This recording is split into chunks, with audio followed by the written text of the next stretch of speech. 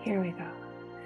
So, hi again, Iasos. So good Hello, to see sweetheart, you. again. Hi there. I mean, what a treat to sit with you and thank you again for your openness and letting me ask you questions today. I hope you have a whole list of questions. I really do. I got Oh, them right good. Oh, here. good. Good, Yeah. good, good, good. Well, I've been an appreciator of your music, an admirer of your interdimensional celestial Wait till music. you hear what I'm working on now. Oh, Woo! I think this is one of the most magnificent things I've ever yeah. done. It's a sketch of a garden on a higher dimension that's in continuous state of radiating nonstop sustained bliss. It morphs through different flavors of bliss, but it's always just the sustained bliss. That's what I'm working on now. Wow. Wow, that sounds magnificent. I can't It's wait to hear outdoing my more. expectations. It's better Yeah. than I was expecting and hoping. Oh my goodness. Yeah, Wow. yeah. That sounds beautiful. A garden, an interdimensional garden, you A said? higher dimensional garden. Wow, that's so beautiful. Well, I also enjoyed so much that you came to Los Angeles a few months ago and you held these, few shows down here, and the music was so inspiring, so beautiful, but also what was so fun is that you held that Q&A at the end of your sets. Yeah, I'm And a ham. I love talking. yeah, you were answering the audience's questions and you were telling stories and Well, see, the thing is, when I finish a concert, I gauge how effective the concert was by how much stillness there is in the audience when I Mhm. bow to signify that it's over. And if they're really still, that means they really got it. And for both of those Los Angeles concerts, when I finished, nobody moved or got up or anything. Said, Yeah, wow, they really got it. So I figured, well, since they're there, why don't we just chat? it was so beautiful. Yeah, and in that, I guess that leads me to my first question, because in that Q&A, you were talking about Vista. Oh, yes. And I kept thinking about Vista, right? And I was Yeah. just really curious to hear more about your relationship to Vista, as well Okay. as what that first connection was like with him. Okay. Um, Vista is an extremely high dimensional being. He's an Elohim. He's the Elohim of the fifth ray, the green ray. And his specialty is the all seeing eye of God, which means a highly developed third eye. And his other specialties are concentration. And also, he's the god of music for this sector of the galaxy. I didn't know that till years later after I'd already been working with him. But for this sector of the galaxy, he's the god of music. As a matter of fact, when he's just in a laid back state, there's streams of celestial music coming out of his heart, going through the whole galaxy. But when he really focuses on music and really turns it on, throughout the entire Mm. galaxy, it's like a hush. There's still, it's Vista again, like he's sending out another wave. So Vista's just Mm. layers of beauty. So he's a magnificent being. I love him intensely. I love him the way a younger brother would look up to an older brother and love him. And I Mhm. say that with great humility because his level of evolution is so much farther than mine. It's like the difference between a worm and a human. That kind of difference in spiritual evolution. He's that much higher. But despite the difference in spiritual evolution, there's still a love bond that's for real for both of Yeah. us. Yeah. Now, I agreed to work with him before I was born. He had me thoroughly trained before I was born. So when I came in here, I came here sort of like a Green Beret in enemy territory, trying to do the mission. Do the mission. What's the mission? Mhm. Receive celestial music, manifest it, and get it out there to the public. And the whole purpose of this was just to create music for the planet to help people raise in vibration, to help them get more in contact with their own higher self, to help them raise in vibration, more contact with the higher self, and more connected to celestial dimensions. For Mhm. some people that have a subconscious memory of higher dimensions, my music reminds them of the higher dimensions, and this makes them homesick for it because it's so much more loving, beautiful, and harmonious on higher dimensions. So it makes them Mhm. homesick for it. So the purpose of my music to help raise the consciousness of the planet for those that are receptive to the type of music that I do. Now, how this came about was interesting. When I was in college, the last 2 years of college, I started hearing unusual music in my mind. I had no idea where it was coming from. I was just hearing, then I called it paradise music. And I Mhm. thought, gee, I wish I could create this. I didn't know how to create it because even though I knew music, I had a band at Cornell, I was hearing unusual sounds. And this is before synthesizers. I wasn't just trumpet, violin, cello. It was unusual sounds. And I had no idea how to create those sounds. Mm. some voice in my head with a lot of reverb said, "You can do this." So I Nice. trusted that, So I decided I finished Cornell University in the field that I was in, anthropology, but then I really focused on music because all my creativity was in music. Later, I was in California working on music. There was a spiritual teacher I'd go to once a week. Her name was Josephine Taylor. She was beautiful. She was an older woman. She had white hair. I've only known two people in my entire life that had a pure white aura, and she was one of them. She was totally sweet. And she used to do automatic writing. So when you'd go to see her, you'd sit down, she'd start writing a piece of paper, then she'd say, Kuan Yin would like to write with you. So then I sit down, thoughts went through my head, I start writing, whatever thoughts came through my head. And as I was doing that, I start getting the sense of the personality of Kuan Yin. Another time it might be Saint Germain wants to write with you. So I start writing, and after a few minutes, I get the personality, I sense the vibration of Saint Germain.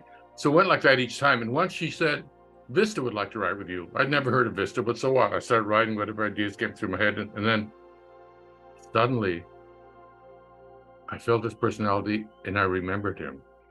And there's a flash of recognition and awareness and memory that all happened in a sudden.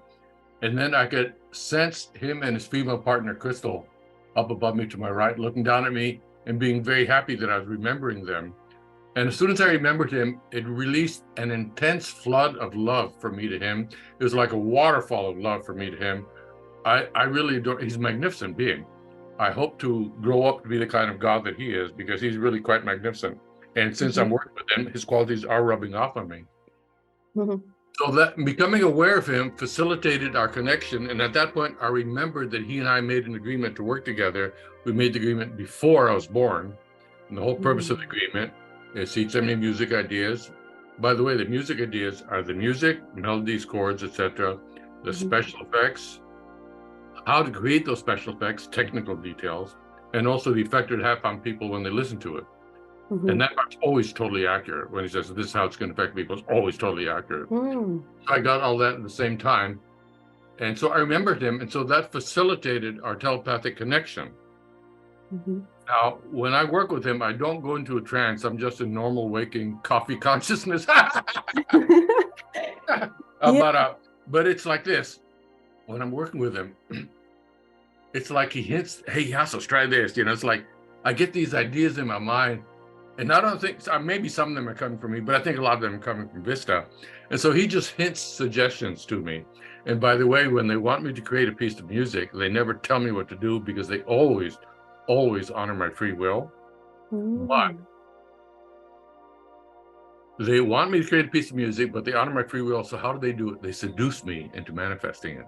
What they do is they sent me, what they hope to get from me is I'll commit to manifesting it, because I'm like a tank. They know that once I commit, nothing will stop me. I could lose my home, I could lose my girlfriend, still nothing will stop me. So what they hope to get from me is a commitment that I'll manifest that piece of music. So what they do to seduce me is they send me visions of that piece that is so beautiful, so totally melting my heart. It's just melting my heart. So, okay, I commit to manifesting it. Then they go, yeah, he committed, yeah, it's wonderful.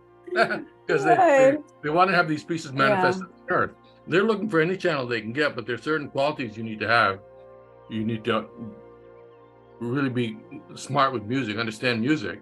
You need to be telepathically sensitive to receive music ideas. And here's the one that knocks off almost everybody. You can't drop the ball. You got to have follow through. That means once you receive a musical vision, you don't space out and decide to do something else with your life, or you manifest it no matter what's happening in your life.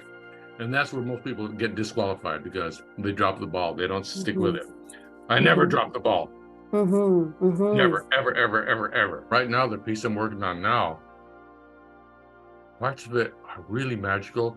Parts of it are so, I don't know, there aren't words for it. So emotionally delicate and precious. It does things to my heart that nothing else has ever done to my heart. I'm using a sound effect I've never done before, which is a violin tremolo. Normally, when you do tremolo with violin, it creates a nervous, excited thing like da da da da da. Where they're blowing back and forth really fast, and suddenly it's like a nervousness and excitement. But this is a different kind of tremolo. It's back and forth, but it's slower and it's much more legato, and it creates sort of like a subtle excitement, and I have that as a texture in the Mm. background, and I've never used that before. So it creates an emotional effect that I've never done in any of my music ever before, and Hmm. that's like the basic background for the whole piece. But of course, a lot of stuff is happening on top of it.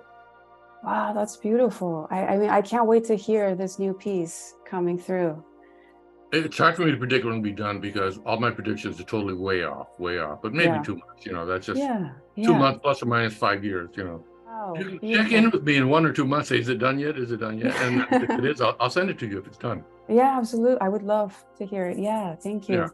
you. I'm wondering if, in this relationship that you described with Vista, it's so beautiful, and Crystal too.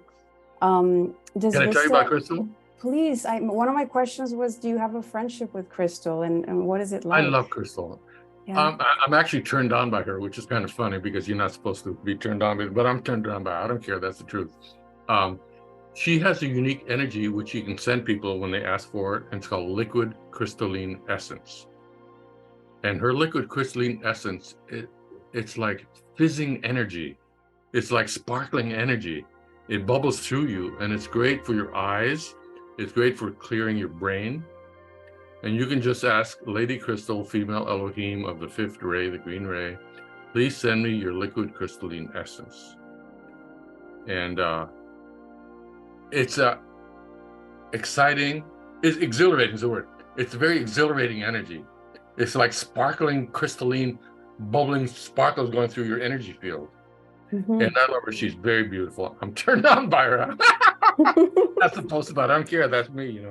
I came in here, like when a special operations military soldier goes into a mission, the one big thing in his mind is complete this mission, no matter what happens, complete this mission.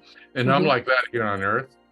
Complete this mission, get this music out there. But the strange thing is I have no frame of reference for how well I'm doing. I might be doing what they were hoping I'd be doing. I might be doing way better than they were hoping. I might be doing way worse than they were hoping.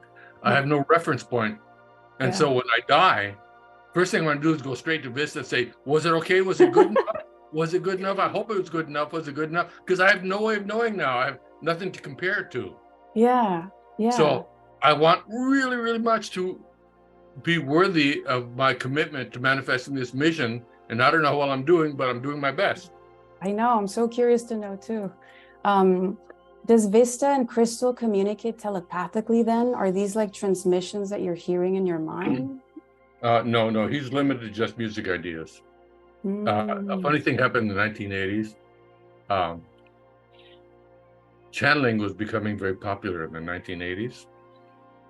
And then once I communicated Vista, channeling is becoming very popular. Can we channel together? Can you give me verbal ideas?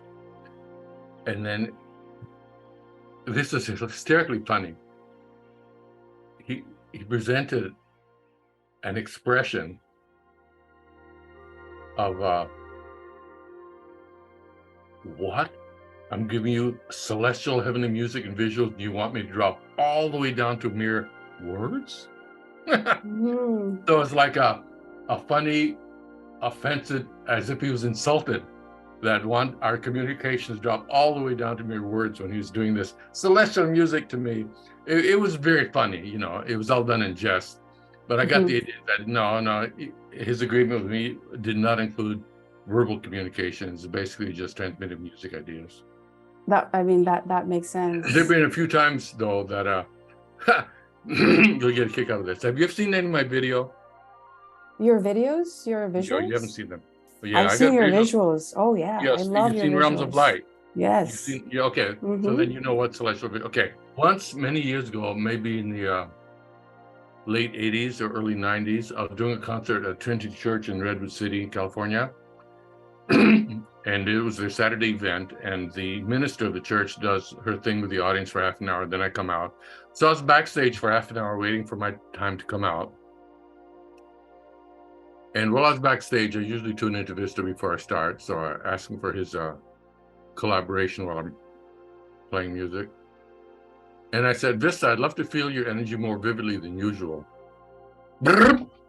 What happened was a laser beam of information shot in my third eye, like that, right in my third eye. And it was fast, short, and unbelievably intense. And here's what it was like. You know the kind of celestial visuals I have? Mm-hmm. If you've Mm-hmm. seen it. Yeah. Imagine like something like 33 hours of visuals like that, totally celestial. Whoa. And like something like 33 hours of that, all concentrated into brrr. Oh, potent. And so it took me years to just start digesting what he sent in just like maybe a half a second. So that was kind of interesting. And more vividly, I asked him again, this was recently, maybe 2-3 months ago. I love to experience your energy more vividly than usual. What I expected was to see something or feel something, Mm-hmm. but what I got was totally different than what I was expecting. Suddenly, my sense of self, instead of being like my body or like 1 foot around my body, suddenly it popped bigger to about the size of a room. And so I felt myself bigger, like the size of a room. Then while I was adjusting to that, pop, it popped again to the size of a house. I felt myself the size of a house. Then before I could get used to it, pop, it popped bigger. It's like the size of a town. And then pop, pop, pop, pop, the whole size of the earth, pop, the size of the solar system, pop. Pretty soon, I was the entire universe. I felt myself as the entire universe. And I knew, here's the strange part, I knew that the whole universe was contained within my being. And yet, simultaneously, I felt that the whole thing was an empty void. Mm. I was full of everything and it was totally empty, all simultaneously, coexisting in a very happy state. So that was kind of interesting. Wow, that's powerful. Were you Yeah, about to I thought. Yeah, were you about to play a show, or where were you when the pops Oh, were I was just home. happening? I was just home, and I was in a Yeah, very sensitive state. I figured I wanted to tune into Vista, and I yeah, did that. I made that request, and that's what came through, yeah. which is impressive. Wow, what an incredible partnership. I mean, it sounds like. There are other beings like Daryl Anka, who channels Bashar, Mm-hmm. and he channeled for Lazarus, Jack Purcell. And in those cases, also, they remembered they had an agreement before they were born. They decided to go along with that agreement. So Right, I'm along those same lines.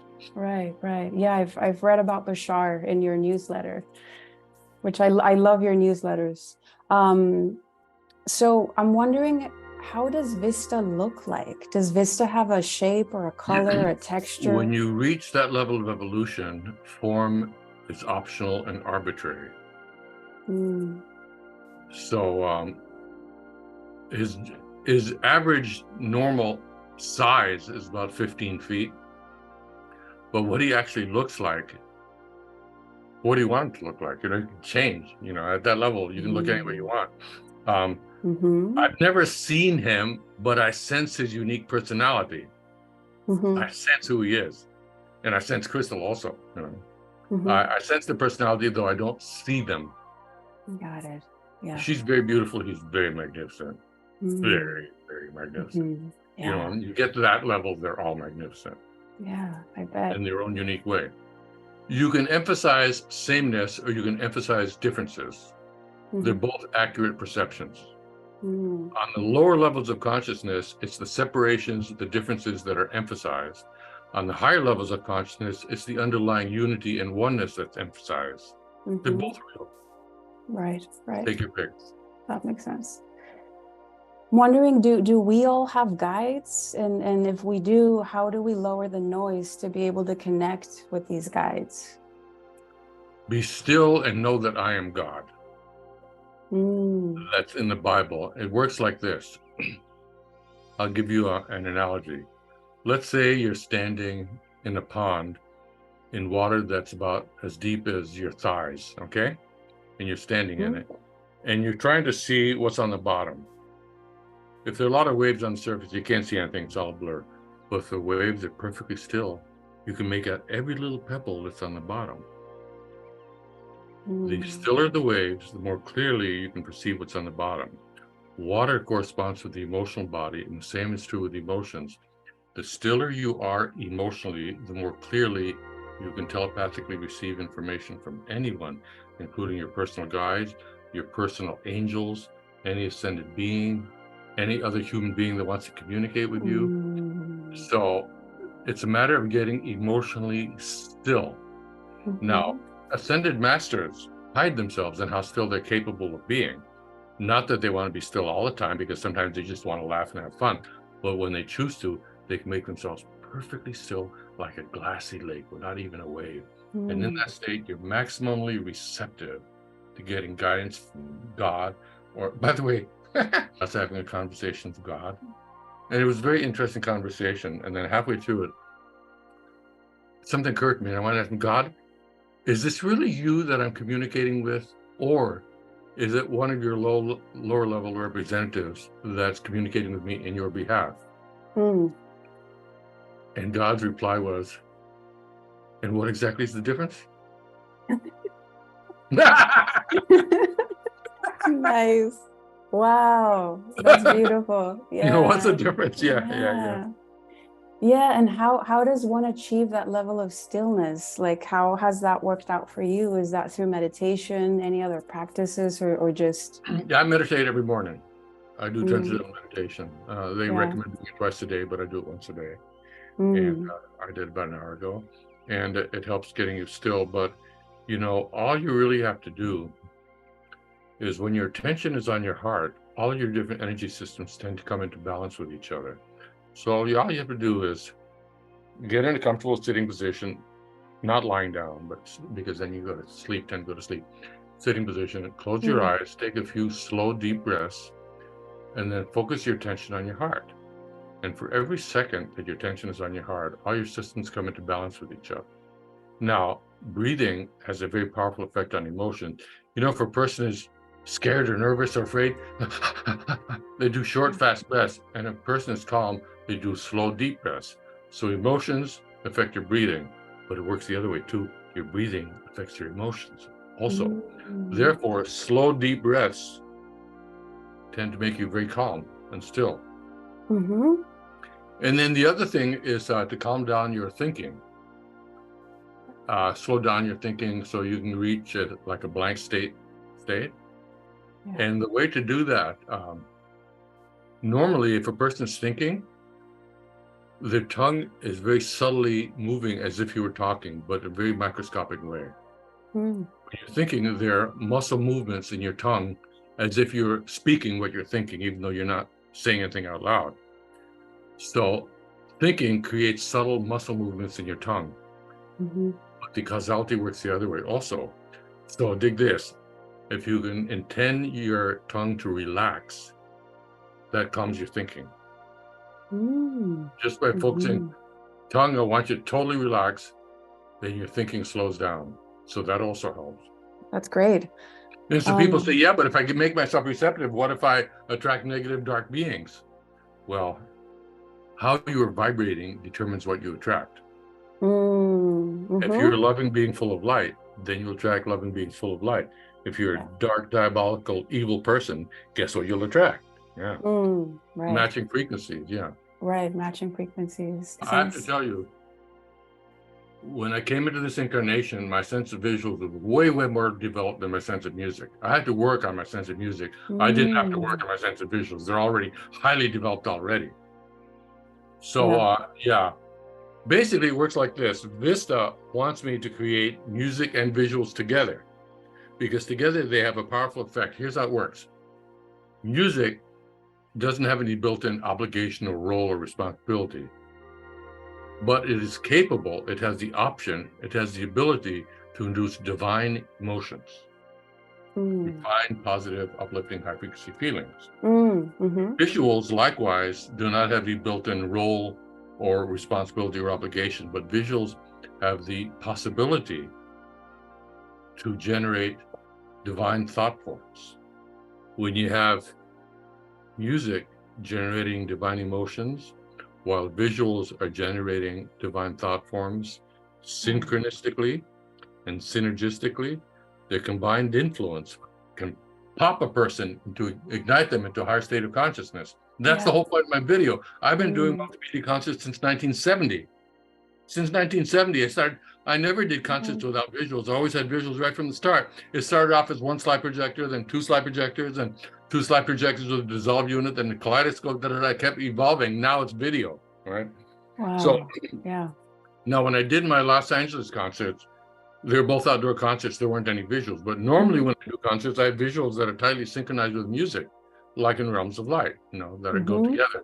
So their combined influence can ignite a person to higher states of consciousness, and that's the whole point of having music and visuals together.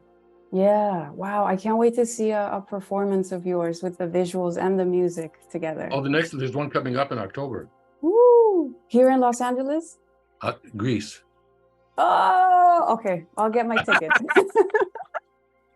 One of my favorite pieces by you that has the visual component and the sonic component is the Diamond Heart Center of Creation. Well, funny you should say that, because that combination of music and visuals, I believe, is the highest creation I've ever done. In my personal opinion. Yeah. I think that's the highest creation I've ever done. And the highest part of it for me is when you're inside the chorus and the energy's coming up from the middle. Yeah. I created that torus. To me, that's the shape of the universe. To me, that's the high point of the piece, which is the high point. That's the highest thing I've ever done, in my opinion. Yeah, it's beautiful. Funny you should say that. We have similar tastes. It's beautiful. I mean, I heard that piece at night, late at night, dark, stereo headphones. Good. Dove in, and that really took me somewhere. We're on the same wavelength, sweetie. Yeah. Funny you should point that out, because that's the high. For me, that's the highest thing I've ever done. Nothing else comes close.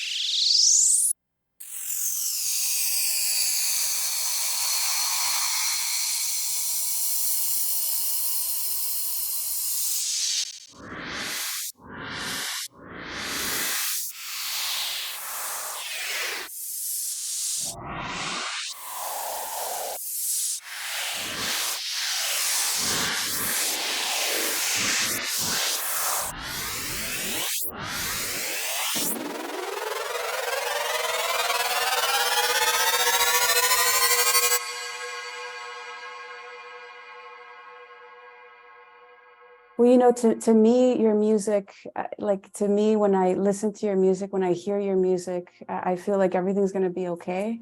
There's a sense of familiarity, like you were pointing out earlier. And in that way, it has therapeutic power for me. And so I'm wondering. For a lot of people. Yeah, and for a lot of people. I mean, let me tell you, I've never promoted my music as healing music. I do a concert. People come up to me after the concert and they say, thanks for the healing. Right. Even though I never mentioned healing. But I'm wondering, what's your intention when you sit down to make the music? Is it to heal? Is it to express beauty? Is it something different? My intention is to create uplifting music, which automatically includes within it, have it be positive, have it be beautiful, have it be harmonious, have it be uplifting. It includes all of that all together, wrapped up together. Now, here's how it works. Love is the cause. Beauty is the effect, then beauty is the cause, and healing is the effect. Love causes beauty, beauty causes healing. That's why when people go for a walk in nature, they end up feeling better just by going for a walk in nature, especially if they live in the city, because then you're much closer to divine will, the patterns of divine will, and so it has a healing effect. Gotcha. So does this connect also to what you were saying earlier about the interdimensional school, right? Like there's a school that you apply to and there's a few requirements. And one of the requirements is that you want to make music that could potentially help people feel better. Forget potentially. You want to create music, it does make people feel better. There's no potentially about it. Yeah. Gotcha. Yeah. That's if your intention is to create uplifting music to help people, that's one of the criteria. Yeah. But as I mentioned before, the one criteria that disqualifies almost everybody is follow through. If they present you a vision, they expect you to manifest it. And if you scatter your energy, do something else, forget all about it, you're disqualified.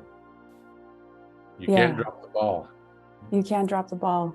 No. Once you get a vision, they expect. See, the thing is, on the higher dimensions, they have all kinds of visions that they'd love to have materialized on the physical dimension of Earth.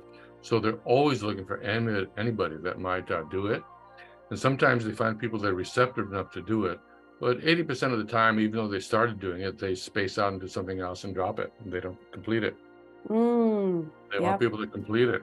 And so if they find someone that has follow through, they really value it. I got to tell you, a lot of other people that work on music, that receive music, they're more receptive telepathically than I am, and they're more musically intelligent than I am, but they don't have the follow through that I am. I'm like a tank. Nothing stops me once I decide I'm going to do it. Have you always been a follow through in that way? Unless I think it's not worth completing, but if it's in regards to musical inspiration, yeah. By the way, interdimensional is basically on the etheric level. It's a school that is above Luxor, Egypt, and the person in charge of that is Serapis Bey, who used to be a high priest in Luxor, Egypt, where they had the Ascension Temple. Now it's still the Ascension Temple, but it's on a higher dimension. It's about 2 miles above the physical dimension. It's on the etheric level. And it's a school for all of the arts, not just music. It's poetry, sculpture, dancing, painting, all of the arts, not just music. And what you do is, before you go to sleep at night, you tell yourself, I have a very strong intention that when I'm sleeping at night, I want to go to the Temple of Music above Luxor, Egypt, while I'm sleeping, and I want to learn music ideas there. Just set out that intention, and then you go to sleep. You wake up in the morning, you don't remember anything. That's fine, no problem. Just keep doing that every night.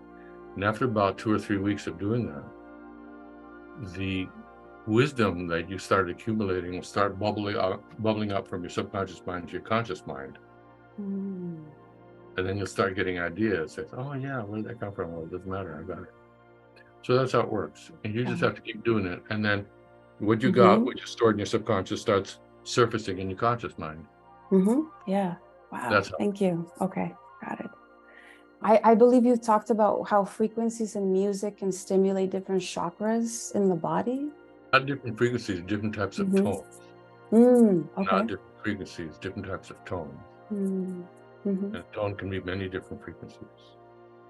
You know, if you have a cello playing E flat or playing F, it's different frequencies, but it's the same tone. Okay. For solar plexus, things like cello would have an effect. For violins have an effect on the heart. You know, trumpets have an effect on the throat. Crystalline sounds have an effect on this chakra and this chakra up here. You know, so different types of tones have an effect on different energy centers. You hear deep cellos playing together. Where do you feel it in your body? You feel it in your solar plexus.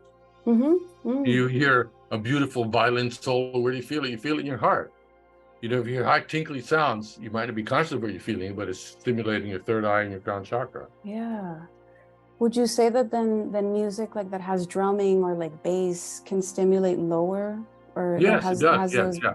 Percussion has healing effects, which surprises a lot of people. Percussion is very grounding. It helps you get grounded.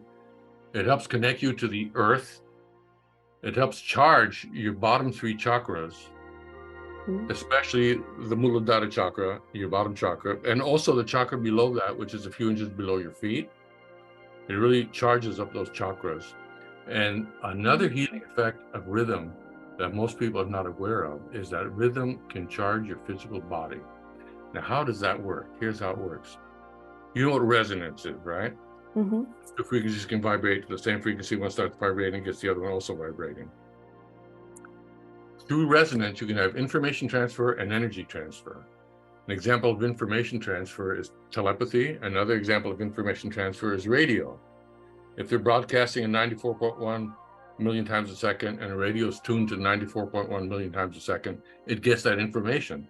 So that's because of resonance. So there's an information transfer through resonance, but there's also an energy transfer. An example of that is if you have a guitar and you tune two of the strings to the same note, you pluck one, the other one starts vibrating. It got energy from the first one. That's an energy transfer. Well, rhythm is an energy pump through time. It's pumping air pressure. It pumps air pressure. So it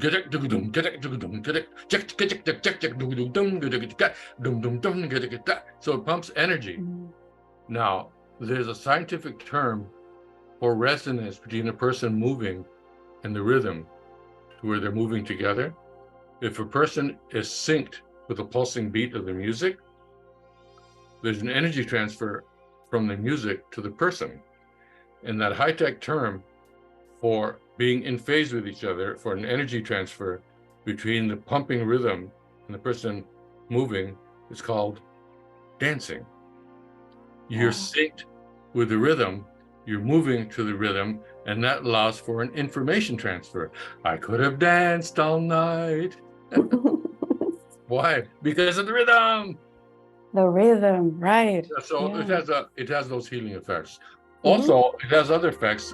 In Africa, the whole village would get involved in the rhythm, right? It wasn't just the drummers; everybody else would be dancing or listening, whatever. They get synchronized by the rhythm to get telepathically in tune to one mind. The whole village becomes telepathically synced, synchronized, linked together through the rhythm. That's cool. Yeah, they're all vibrating the same rhythm. They're all syncing to the same one mind. Cool. There's this record that you put out that's called Bora Bora 2000, and it's one of my favorite records because, you know, I mean, to my ears, a lot of your records have that heavenly, paradise, celestial energy. That's the exception, right? What about this record made you want to tune into that more? I love rhythm. I've always loved rhythm. At a certain point in my life, I knew that there are a lot of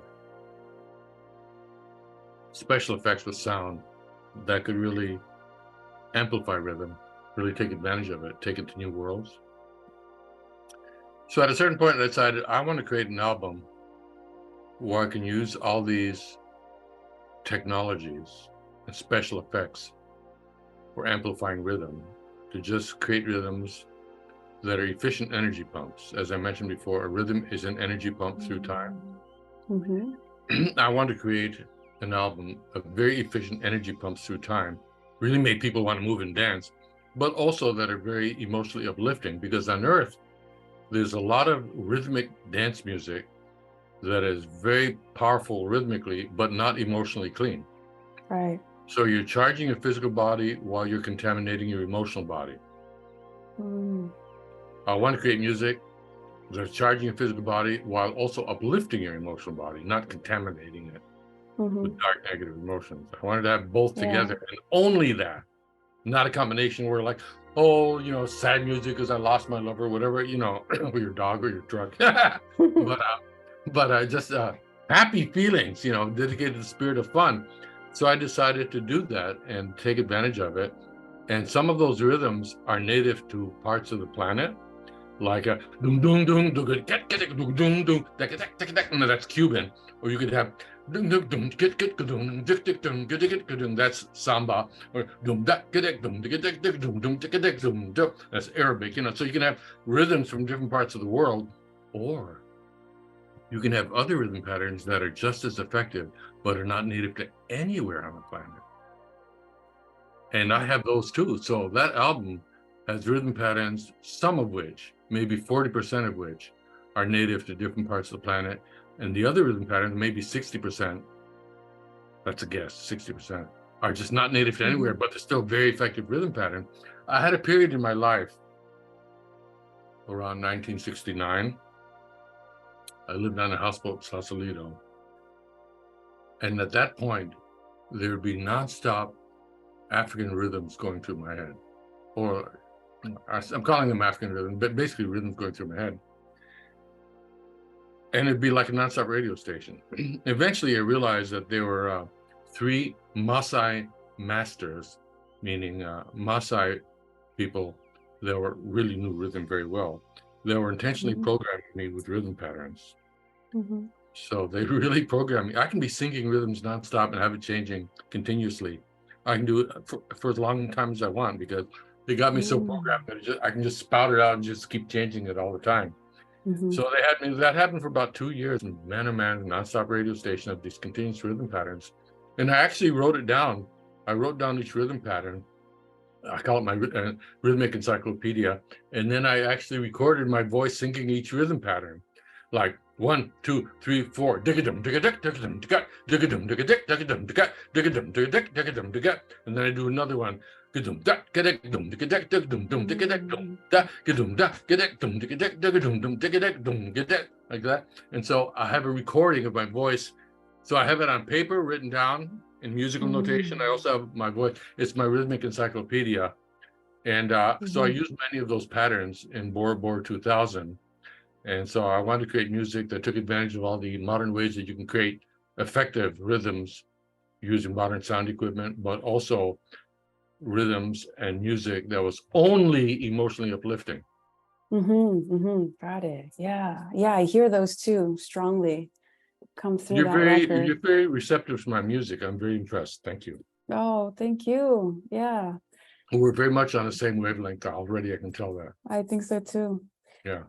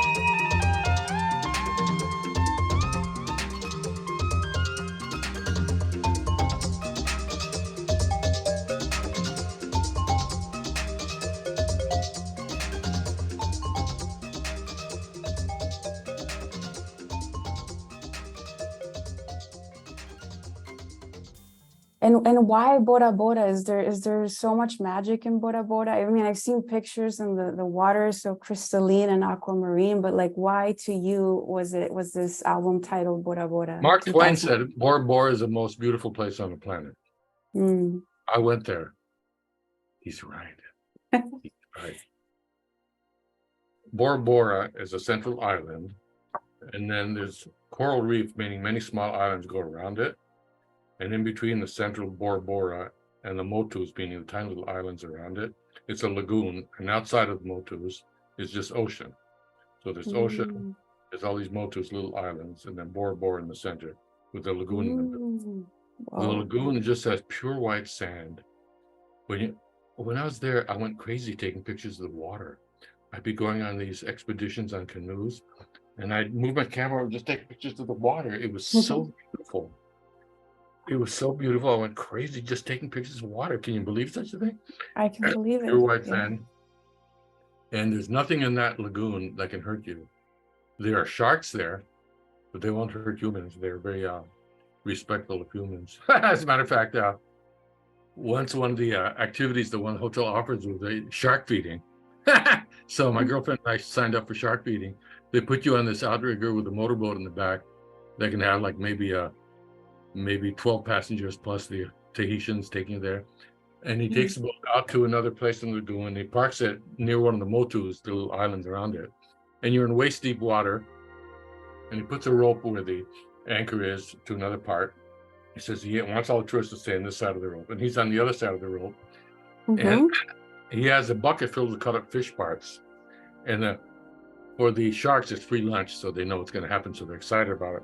So he takes out a piece of cut up fish, he holds it in the water. A lot of sharks come after it, and with mouths wide open.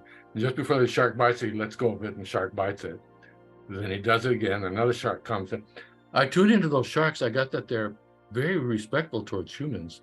So I wanted to be where the sharks were. I didn't want to be where the humans were. So I started swimming out towards the sharks. My girlfriend didn't like that idea. She didn't want to lose her boyfriend at the beginning of the trip. So she got my pin, wouldn't let me go.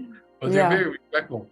And so this goes on for a long time. He's holding up cut up fish parts. Shark goes for it and lets go and grabs it. And then for the grand finale, he has a big bucket filled with cut up fish part. And he throws the whole bucket in the air. It all lands in the water. And you see a shark frenzy right before you. They're all going crazy, trying to grab it before another shark gets it. It's just a wild scene. And they're respectful. Another time, my girlfriend and I were snorkeling from the beach at one of the hotels to an island off the beach. It was about a 15-minute snorkel. And when we were halfway through, she saw a shark. She freaked out. I said, don't worry, they're all calm here. And she freaked out. She thought they were going to bite us and kill us and eat us and all that. And I said, look, relax. They're not even interested in you unless you're bleeding. She said, look, Iasos, your knee is bleeding. So she totally freaked out. It's all relaxing. So we got to that island, and I'm totally blissed out. And she's in a state of survival, worrying, concern, are we going to get back alive and all that stuff. And I'm just totally blissed out. We got back just fine, even though my knee was bleeding. Wow, how magical. Bora Bora. Yeah. It's home for my body. When I die, I want to be in Bora Bora, sitting on a lounge chair right by the lagoon. That's where I want to be when I leave this dimension. The home for my soul is Delphi, Greece.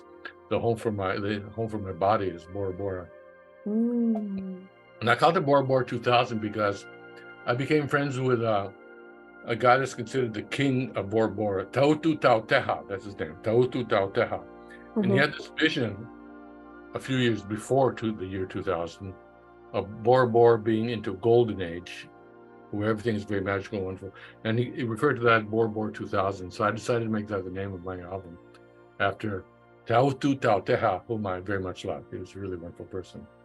I gotta check out Bora Bora, and that lagoon especially sounds so magical. Yeah, by the way, if you're there, you should also visit another Tahitian island called Huahine. Huahine. Let me spell it for you. Huahine. Now, there's something most unusual about that island, like nowhere else on earth that I've ever felt. And people that are straight don't notice it, but people that are sensitive like you would notice it. And that is this. At sunset, when the sun goes down, there's some spirit of that island that comes out, and everything in the island becomes totally magical. My girlfriend and I both felt it. It was so tangible. It's like hushed whisper, and suddenly everything is just totally enchanted and magical. It happened every single night. It was so amazing that after Huahine, we went to Bora Bora. We were in Bora Bora for 2 weeks. And then once we were really familiar with Tahitian vibe, we said, let's go back to Huahine again to see if that vibe is really like that or whether we're just imagining it. We went back and it was the same. When the sun sets, this magical spirit pervades everything. Straight tour says, this island is boring, let's leave. They weren't sensing it at all, but people like you would sense it. Yeah. So that's what I'm feeling. Huahine. Okay. Just made a note of that. How do you spell it? Huahine. Yeah, that's it. Yeah. Huahine, huh? Huahine. Beautiful. I'm wondering, how do you help people process lower frequency emotions like anger or sadness or fear into higher frequency emotions? Okay, first of all, what you don't want to do is repress it, because that's very harmful for you. If you repress it, it gets stuck somewhere emotionally, and which is in some part spatially in your body or around your body. And if you repress emotions, then that creates stuck energy with the prana flowing through you. So let's say the repressed emotion somewhere in my gallbladder area. So if my emotional body has stuck energy there, then prana doesn't flow there. And when prana doesn't flow there, that means on the physical level, my gallbladder is going to have health problems because prana or life force chi is not going there because of the stuck emotional energy. So it's very dangerous. Do not repress the emotions. Resolve them. Do not repress it. When you perceive something, you give it an interpretation or belief, an understanding what that is. And then you emotionally respond to that belief that you have about it. Or you have an experience, your interpretation might be, I think I'm going to die now. And then you emotionally respond with fear. You have an experience, someone wants to give you $2,000, you have an emotional response, oh, this is wonderful. And then you have a happy feelings. So perception, then your interpretation or the meaning you give it or belief, that causes the feeling. So if you have a bummer feeling, a negative feeling, you can backtrack. You can ask yourself, if I'm feeling this way, what must I be believing right now that's causing me to feel this way right now? You got to get in touch with the belief that's causing the feeling. Because if I look in the mirror, the instant I raise my hand, the same instant the hand in the mirror raises. There's no delay. It's instantaneous. It's the same thing, the reaction between the meaning you give it and the feeling you have. They're simultaneous. If you give it a positive meaning, you get positive feelings, negative meaning, negative feelings.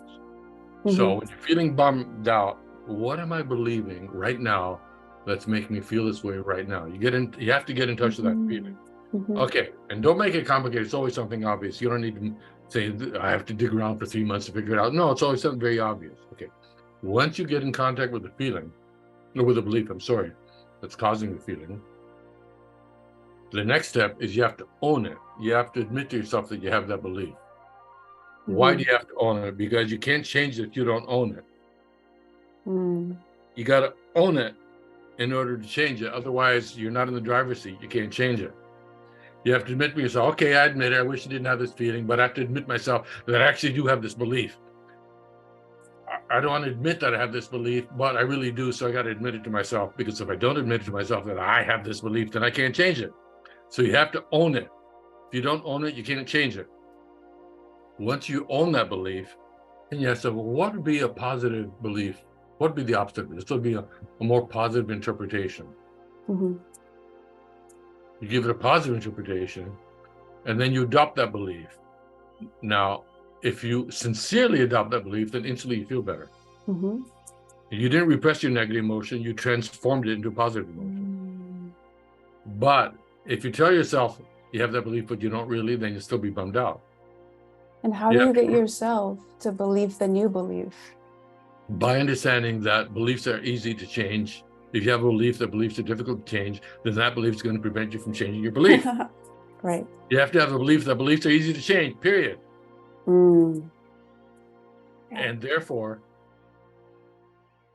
you can just simply decide, I'm going to have a positive belief. Now, I have to tell you, I've been studying metaphysics ferociously ever since I left high school. I want to know, how does reality really, really, really work? I don't trust science at all. I don't trust religions at all. How does it really, really, really work? But incidentally, Bashar has been the most profound source of wisdom on that I've come across. Although there are others also, which I have in my metaphysical page on my website, that are also very useful. And through that, I've learned the single most practical tip I've ever come across in my entire life. And it works like a jewel. It works every time. External events don't have any built-in meaning. They're neutral, they're blank. When people experience an event, they project a meaning onto that event. They project a belief onto that event. They project an interpretation on that event. And they do it so instantly, seamlessly, that they think the meaning is already there in that event. They don't realize that, no, it's neutral. You're projecting your meaning onto the situation. The situation is absolutely neutral, totally neutral, no meaning at all. You're projecting a meaning onto that event. Now, if you project a negative meaning, your beliefs determine how you're vibrating. So then you're vibrating according to that negative meaning. And because you're vibrating that way, you will attract negative circumstances. If you project a positive meaning, that means you're believing in something positive about it, which means you're vibrating in a positive way, which means you're attracting positive outcome. Mhm. So the tip is when something happens to you that you normally would think of as a bummer, it's, oh no, that's terrible. Catch it. Wait a minute. I know it looks terrible, but I'm going to give it a positive meaning anyway. And you might say, yeah, but I can't imagine anything positive about it. Doesn't matter. Doesn't matter. Give it a positive meaning anyway, even though you can't imagine anything positive about it. Just say, I'm deciding this is positive, period. That's it. No discussion, no more discussion. Not you're hoping it'll be positive, not that you're praying that it'll be positive, both of which are very weak. Hoping that's positive is weak. Praying that's positive is weak. Deciding that it's positive is powerful. I'm deciding this is great, even though right now I even can't imagine anything that could possibly be great about it. And then when you do that, reality transforms before your eyes. It might happen in a few minutes, it might happen in a few hours, it might happen in a few days, but it does transform. And if you want, I'll give you some examples in my own life. Okay. I used to have really dumpy cars, so I didn't have a lot of money. At a certain point, for the first time, I had a nice car. I really liked it a lot. And it was the first time in my life I had a car where I wasn't ashamed about how it looked. The body was good. Everything looked good. And I was very proud of that car. And I said, I'm going to change the spark plugs on it. Just that side of brand new spark plugs. I've done that many times on many other cars. It wasn't anything challenging for me. So I got the right kind of spark plugs. I was changing the 4 spark plugs in the car. 3 of them came out easy. One of them was too tight. No, we'll wait till the last one. It was tight. It wouldn't come out. The other 3 came out and were replaced just fine. I said, well, am I going to be satisfied just with 3 brand new spark plugs, 1 old one? No, I want to have all 4. So I did it again. I tried really hard. Something broke. Oh no, what is it? Oh no, what is it? The spark plug broke in half. I saw half of it on the ground. Oh no, what have I done? Well, maybe I can just drive it to my mechanic and they can fix it. I started the car. It was so loud. It sounded like a military machine gun. It was really loud. I couldn't drive it anymore. It was really loud. So I figured, I'll call AAA. I'll have them tow it. And I was so stressed. I said, here I have a nice looking car, first time in my life, and right away after ruined it. I was really angry at myself. That brand new car, it's looking so good. And right away, first full day with it, I just blow it right away. I was just so stressed, angry, upset with myself. So I called AAA. They said they'd be there in half an hour. So I went inside, laid down on the couch, tried to calm myself down. Then I remembered, well, wait a minute. I'm giving this a negative interpretation. Why don't I give it a positive interpretation? Then well, what could possibly be positive about this? I don't know. I don't need to know what's positive about it. I just need to decide that it's positive. So, okay, I'm deciding this is positive, and that's that. I'm not hoping, I'm not praying, I'm deciding that it's positive. This is going to be great. This is going to be positive. That's that. So I felt better once I decided that. Then finally the AAA guy came. He says, what do you need? He says, well, I need to have this car towed to my mechanic. So how come? Well, I tried to take out a spark plug and it broke in half. And he said, can I see the spark plug? And I said, well, what's the point? You know, it broke in half. He says, well, show it to me anyway. So I picked it up from the ground. I showed it to him. He said, this is the half of the spark plug that's supposed to go in the car. If this is out, it means the whole spark plug is out. So what? I looked at it and said, oh, you're right. The whole spark plug was out. You put in a new spark plug, I was ready to go. Everything's perfect. Now, in all cases, you could say, well, that would have happened anyway, but there's no way to prove that. See, the truth of the matter is that there are infinite versions of every reality that you're in. Right now, there's a version where there's a hurricane happening where you are. There's a version where you're sick. There's a version where you're madly in love. There are all kinds of versions. They're all real. And how you're vibrating determines which version you're in. Well, this was one of my questions I had for the metaphysical part of my questions to you, which is like, so there's parallel realities happening right now. They're all coexisting, huh? Can you attract then? Can you manifest? Can you attract those, you know, realities into how you're vibrating present reality? How you're vibrating determines what you attract. Got it. And the most interesting, relevant word two words: already, now. Those are the two most important words. You don't project it into the future like this is going to happen to me.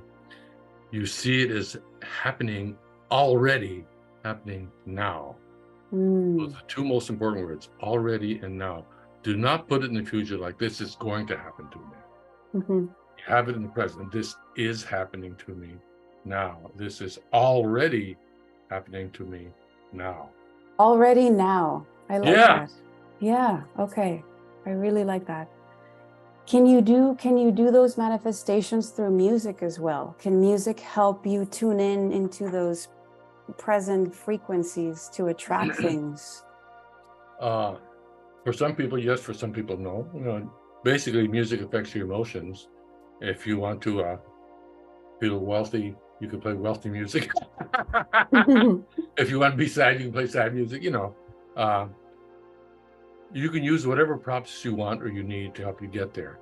For example, if you want to have beautiful paintings in your house, maybe you could find a cheap painting and have it in your house just to get yourself in that vibration. Or if you could, if you want to have beautiful clothes, you might buy one beautiful clothes that doesn't cost too much and wear it a lot.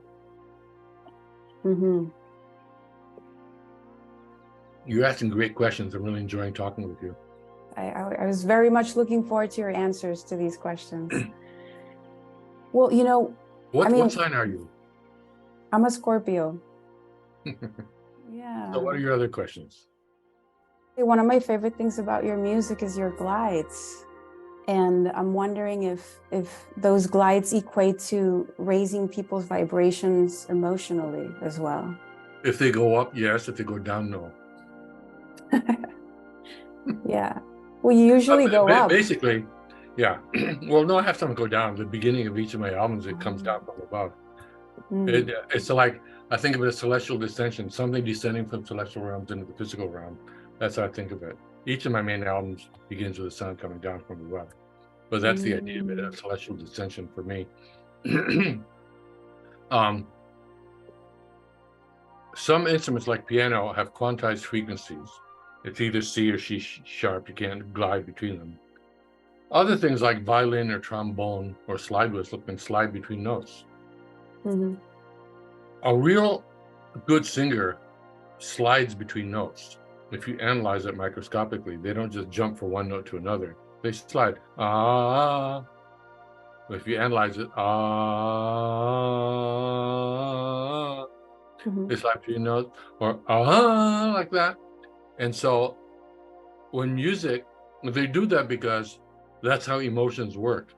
Emotions are not quantized. They don't just jump from one feeling to another. So if melodies are also not quantized, they come closer to the way emotions work. So you have more of an emotional effect because they're a closer model of how emotions work. So having just quantized things does not have as powerful an effect on inducing emotions as things that slide, because that's how emotions work. The simpler it is to emotions, the more of an emotional effect you get from it. Right. Yeah, I like how you say, like, you know, you can, an octave higher is in an octave higher emotion, and so on, and it goes in that spectrum of emotion and frequency. Yeah, but that's not sound frequencies, that's emotional frequencies. Emotional frequencies. Yeah. I was like being glad, and octave higher is being happy, octave higher joy, and then ecstasy, then rapture, and then it just keeps going. But humans don't have words for those higher octave emotions because we never experienced them. But angels cruise at those higher frequencies, emotions. They cruise what we call rapture. They're about 3 octaves higher than that is what's normal for them. They're really stout compared to humans. And even the nature spirits like elves and fairies, they're very giddy and joyful and glad. They're just giddy, happy and playful all the time. They can't imagine why humans are so glum. You can take the most happy, bright, joyful, vivacious, playful human being, and by their standards, why is she so glum? You know, they don't understand humans at all.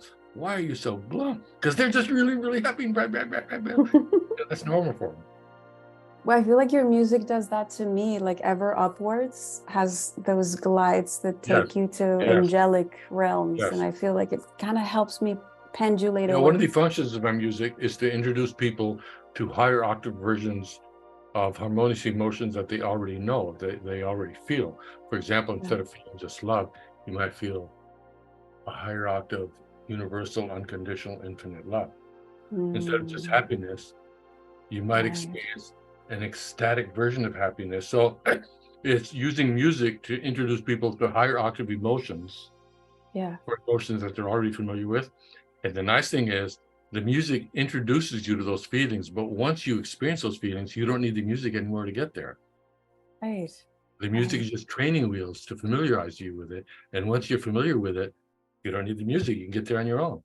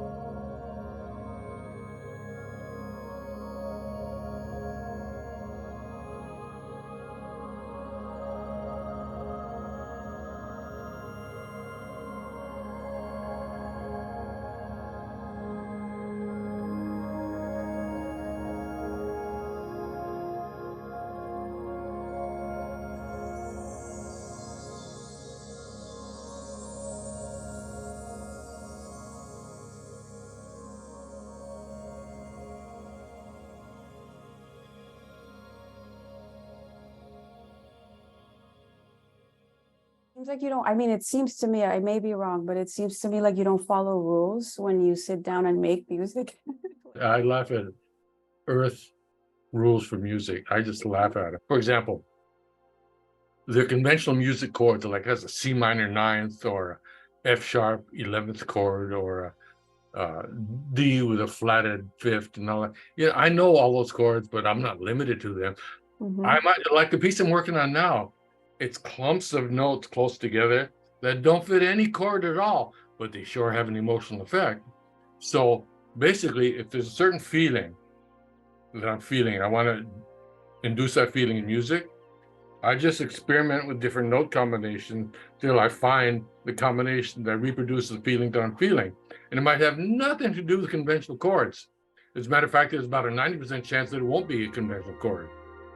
But Yeah. it's just, let me experiment, let me fool around, let me stab in the dark till I get the combination of notes, no matter how ridiculous it may seem in terms of normal chords in music, until Mhm. it actually accurately reproduces the feelings that I'm feeling. And then that's what I'll use. And what I'm working on now is like that. I have Mhm. 22 sections, meaning 22 chords. A chord sequence is an emotion sequence. The sequence of chords is a sequence of emotions. So it's a path of emotions go through. And so I'm now working on 6 through 13 of these 22 things. And most of them are not conventional Yeah. chords at all, but they have a wildly ecstatic effect. Mhm. I Yeah, believe so it. I Yeah. laugh at music conventions. I playfully ignore them. And I like that one of the things you said on the Q&A in your Los Angeles shows was to follow the heart also. My Mm. most severe critic is my own heart. When I'm working on a piece of music and I've recorded something, that do I have it or should I do it again? I listen to it, setting aside my mind and just focusing how my heart feels about it. And my heart feels, then I didn't quite get it. And my heart goes, ah, then I know that I got it. And Yeah. that's my severe critic. That's my judge. Do I have? And if I have it, then I go on to the next thing I need to do. But Yeah. if I get a, Yeah. then I just do it again. Incidentally, when I was working on a piece called The Angels of Purity, I had about 9 angels that were guiding me to do that music. And that's how they work with me. I don't know if you know that piece. It sounds like female vocals. You know The Angels of Purity? I know that piece. Yeah, well, it's a sequence, a phrase of notes, and then Mhm. another phrase of notes, and then another phrase of notes. Mm. So one night I'm always collecting samples of choirs, and I came across a sample of a female voice that sounded so pure. I thought, I could create a piece of music just with this sound. So one night I decided I was going to create a piece of music with that sound. And the night that I was going to create a piece of music with that sound, 9 angels, female angels appeared, again, above me to my right. And they wanted me to transcribe some music they had for me using this sound. So they would sing one sequence of notes, and I'd write it down with a MIDI recorder, then another sequence, MIDI recorder, until we did the whole thing. Then I go through it. I said, do I have the whole thing? And their vibe would be, well, let's do this again. So I played the first thing. Do I have it? And you go, okay, sing it again. And I think I got it. And then I made some changes. And then I played it for them. Is this it? They go, okay, sing it again. I've been trying really hard to listen closely. Oh, I think this is it. And I change it. And I played for him. Is that it now? Okay, sing it again. Okay, so this is it. Okay. Do I have it now? Then I go. So when I got then I knew I had that part. So we went through every single phrase till eventually I got and all of them. I had about maybe about 35% of them I had wrong, but we went through until I had everything perfectly right, and I got each one of them. And then I knew I had the piece.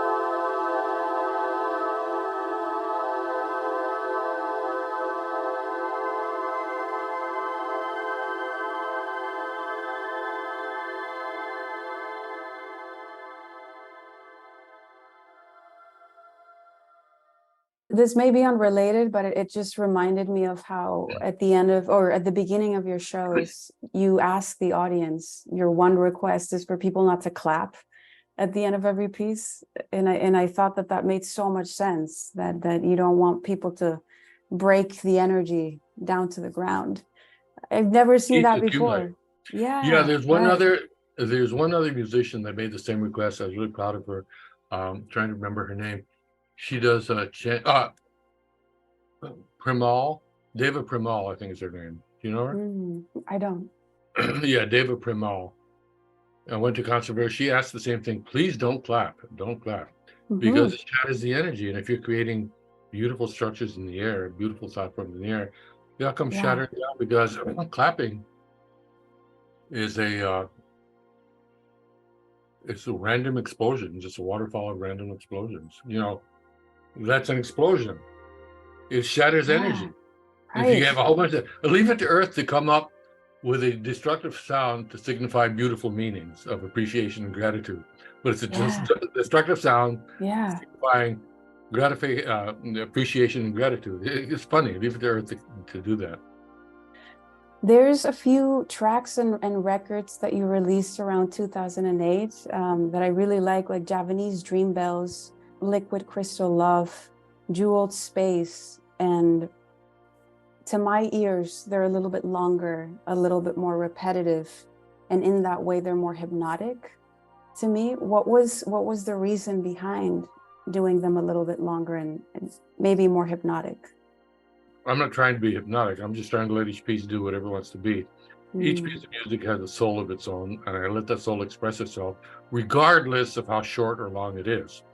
I recently did a piece called Finally. It's, I think it's 1 minute, 35 seconds. It's a really short piece, but that's how long I want it to be. And I'm not going to try to make it longer than it wants to be. And if a piece wants to be long, I'll let it be long. I'm not into saying, well, music has to be 3 minutes, forget that music convention. I'll let it be as short as it wants, or as long as it wants. Now, Javanese Dream Bells is actually an 11-minute piece, which is looped, repeated a certain number of times till it fills half an hour, because I thought it created a nice temple-like ambiance. So I wanted to have an ambiance that lasts like maybe half an hour. So I just repeated it. So it's like half an hour long, but it's basically just I'm not sure, I think it's 11 minutes that repeats till it fills half an hour. On the other pieces, I wanted to create background sounds, not music for focused listening, but for music just to flavor your background, just like incense flavors your room, just something to flavor things in the background. You can put it on really low. I just got an email from someone. I got to read it to you because it's from Jewel Space. Yeah.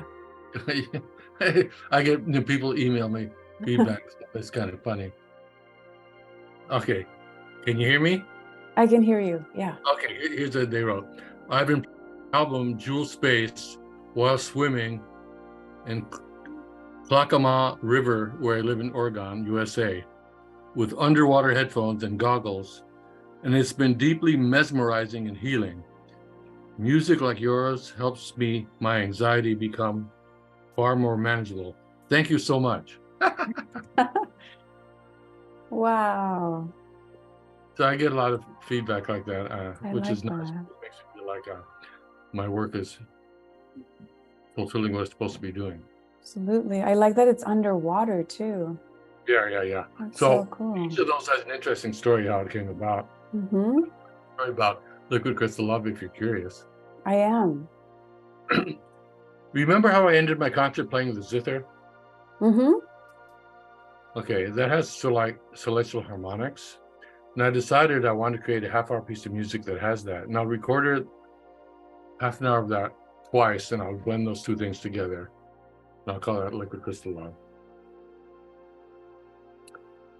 So I decided to do that. And this is when I lived in California in a house with a nice backyard. When I was ready to do it, I thought, you know what? There are nature spirits in my backyard. Why don't I invite them to come in and join me and co-create this piece with me? So I went to my backyard and I said, listen up, all you spirits, I know you're here. I'm going to create a piece of music. I'm going to record it for half an hour, and I'd like to invite you to join me and come inside and be with me when I create this music so your energy can be in it too. So there's a lot of excitement like that. I said, okay, come on in. So I walked in and I looked around. It was kind of funny because they were in single file walking in, which I didn't expect. It was kind of funny. Like a whole bunch of them coming in. Single file. It was really funny. So I went inside and I felt them coming into my recording studio, and they were getting all over the place, including getting on the zither and on me. And I said, listen, you can't get on the zither because this is the instrument I'm playing. You can't get on this, but you can be anywhere else. So they're on my shoulders, on my head, just all over the place. So they're excited to start. They didn't know what it sounded like. They didn't know what it was going to be. Some of them were scared or cautious or afraid they didn't come in. Others did come in, but already I had a whole bunch of them. So I started recording. Once they heard the sound, they said, oh, we like this sound. This is our kind of sound. Some immediately rushed back into the backyard. Say, hey, this is great. You got to come in. It's nice. It's nice. Come on in. A wave of way more nature spirits coming inside, and they're all over the place. It was hard for me to concentrate for half an hour without making any mistakes while I was recording. It took tremendous concentration. And I was doing it, and they're all over the place. And then at one point, I almost lost it. There was a potato deva, because I had potatoes going in the backyard. that was on top of my head while I was recording, and they looked upside down at me like this. He was upside down staring at me, and it was so funny. And it was such a surprising shock. I almost lost it. I almost lost it when that happened. But I managed to control myself. I didn't quite lose it. So it took tremendous concentration to do that with all these nature spirits all around. So finally I had it. I did the whole half hour. So I need to take a break. I'm going to go outside, take a break. He said, no, we want to hear what you recorded. We want to hear what you recorded. Okay. So I rewound the tape. I played it for them while I was going in the backyard and just to relax. So that was an interesting little thing. Wow. Wow. What a beautiful collaboration. But it was so funny when the potato David, his face is upside down to me, right? And he was staring at me like this. It was just so funny. Wow. So playful too. Yeah, they're totally playful. Mm-hmm. I forgot to mention, for the first half hour, because I recorded the half hour thing twice, that's going to be good. First half hour, I invited angels to interact with me, which they did. And I'm used to working with angels. That was pretty normal. But in the second half, I thought, why don't I invite Davis, the nature spirit, in my own backyard to join me, which they did. And that was really wild. Wow. Wow. That's so beautiful. And this is for liquid crystal love, you Yes. said. Okay. Yes. Beautiful.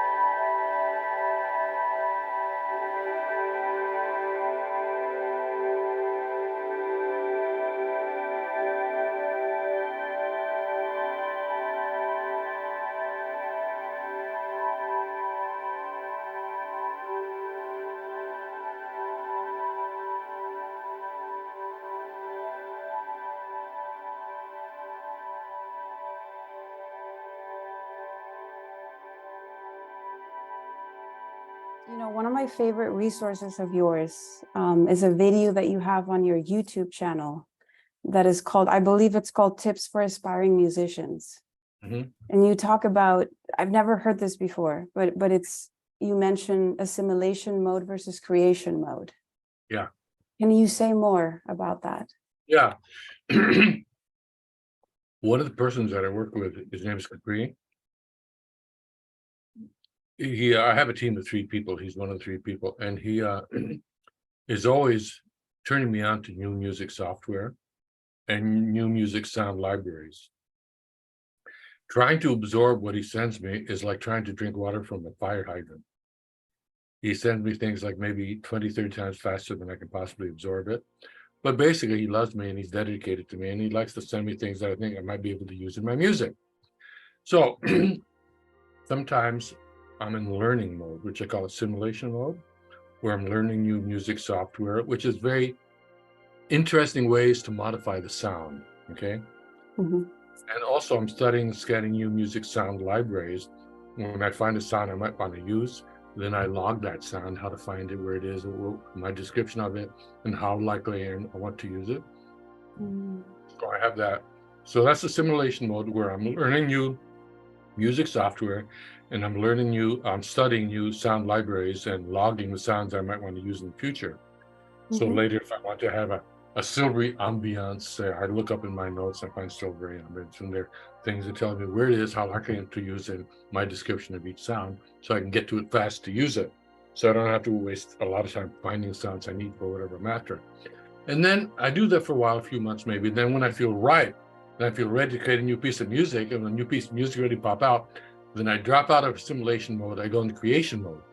When I'm in creation mode, I don't learn anything new. I'm just using what I know to create what I want to create. So either I'm learning or I'm creating. I don't do both. I don't scatter it. That makes sense. Yeah, it's accessible now to you, all these tools. Yeah, So because you I'm can making create. detailed notes. I have detailed notes and everything. Some of this software is so complex that my own notes to remind me how it works, what it does, might be 3 pages of a Word document, which is detailed notes on how to use just that one piece of software for manipulating and changing sound in a particular way. There are all kinds of sounds, just amazing. You know, some that can raise the frequency, knock it higher. Some of them can morph the tone to make it a lower form into a higher tone. Some of them can be dynamic EQ. Do you know what equalizers are? Yeah, well, you know, if I have a 10-band equalizer, I can emphasize one frequency range or I can de-emphasize it. I can emphasize another frequency range or de-emphasize it. Well, they have these dynamic equalizers where it might divide the sound into 33 frequency ranges, 33 bands. It notices that one of them is popping up more than the others, it'll bring it back down. So you don't have certain frequencies just sticking out compared to everything else. And it does it automatically and does it fast. So you have all kinds of stuff that can do all kinds of stuff, but it takes a while to learn it. And I typically forget how to do it, but I have my notes to remind me to reach. So I don't helpful. like to lost, so once I learn that, I take notes. So if I ever I get up to speed real fast because of my own notes. Right. How do you do those glides we were talking about, like in Ever Upwards? Like, how do you do those glides, technically speaking? There are different ways. One way is portmanteau. Do you know what portmanteau is? Where you can slide from a note to another. Yeah. Without portmanteau, da, da. With portmanteau, da. Slide me.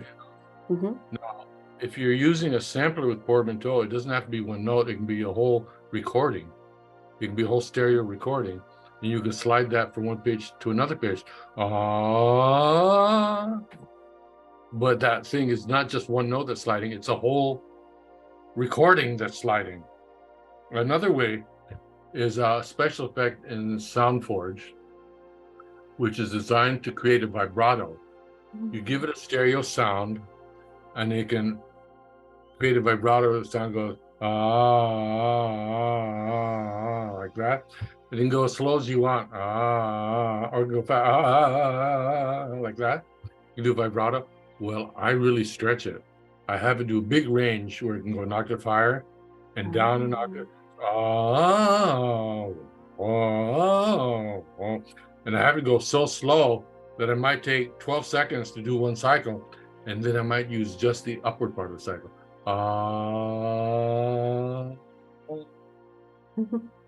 Like that. Yeah. So that's another way you can do it. And there are still other ways. There are things like something called elastic pitch, where you have a square, and up down there's a slider for up down, which is the pitch, and in the middle it's the normal pitch. You can knock it down an octave or knock it up an octave. And left to right is the formant, meaning you make the tone duller or brighter.